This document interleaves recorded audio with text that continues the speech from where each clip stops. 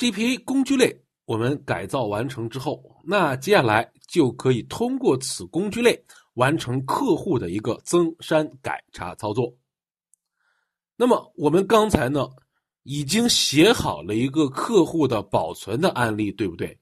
那在这个案例里面，我们创建 Entity Manager Factory 还是手动去创建的。我们呢这回是不是就可以通过工具类的形式帮助我们创建，并且调用工具类里面的方法得到一个 Entity Manager 对象，对不对？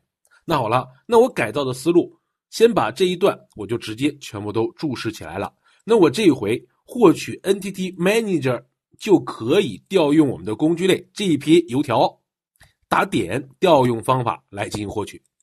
好了，那改造好了之后，最后呢释放资源的时候，现在报错了，那我们就可以不关闭我们的工厂，因为对于我们而言，现在工厂是公共的，你使用完成不能关闭。如果你关闭了之后，其他的县城再去获取工厂的时候，得到的就是一个已经关闭的工厂，就不能再次使用了。OK， 好了，代码呢我们已经改造完成了，那接下来我们一起检查一下我们保存的这个案例是否正常。那保存的案例是否正常呢？我们先去验证一下它的映射关系。OK， 客户打开，好了，上边的这些都没有问题。好了，各位来看，我们那个组件生成策略现在使用的是 All2， 当时我说过，对于我们而言，你明确知道底层数据库是 MyCircle， 所以我这边呢直接就用 Identity 来做了。好了，那接着咱们一起打开核心配置文件，一起来看。现在呢这边的 value 是 create， 重新创建数据库表。